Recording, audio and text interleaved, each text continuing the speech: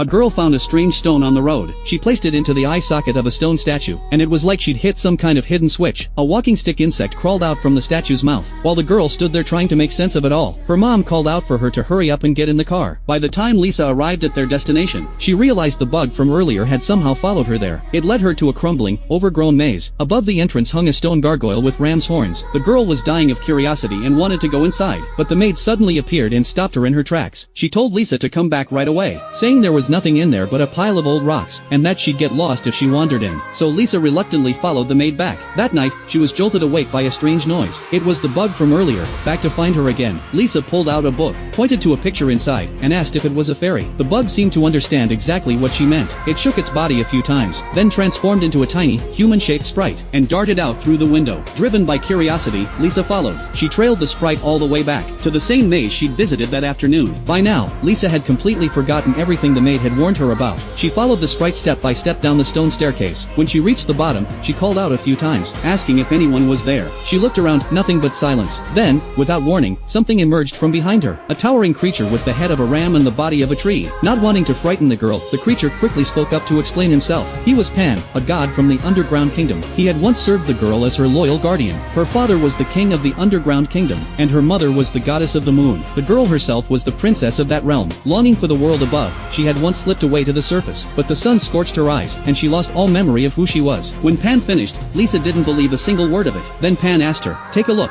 Is there a crescent moon-shaped birthmark on your left shoulder? That's all the proof you need." Lisa thought to herself, she did have a moon-shaped birthmark on her left shoulder. Could she really be a lost princess, stranded in the human world? Pan then told her that to unlock the entrance to the maze and return to the underground kingdom, she would need to complete 3 tasks based on the clues in a book. He handed her an ancient book, and warned her, only open it when you're completely alone. That's the only way the tasks will reveal themselves. Lisa couldn't wait and opened it on the spot. The pages were completely blank. By the time she looked up, Pan had already vanished. The next day, Lisa seized the moment while bathing alone, and secretly pulled out the book she'd hidden in the corner. She opened it again, and this time, words had appeared. According to the instructions, she needed to find a withered old tree somewhere near the house. Inside the tree lived a massive toad demon that had been slowly killing the tree from within. If she placed 3 magic stones into its mouth, and retrieved the key hidden inside, the tree would be freed and could grow strong again. Lisa found the tree not far from home. Stealing her nerves, she squeezed through the hollow opening at the roots. The wood inside had rotted badly. It was wet, dark, and crawling with all kinds of disgusting bugs. She pushed through with everything she had until she reached the far end of the hollow, where, sure enough, a massive toad was waiting. Lisa demanded to know why it had taken over the hollow and was strangling the tree's growth, but the toad didn't even acknowledge her. Then it noticed the bug hanging around Lisa's neck.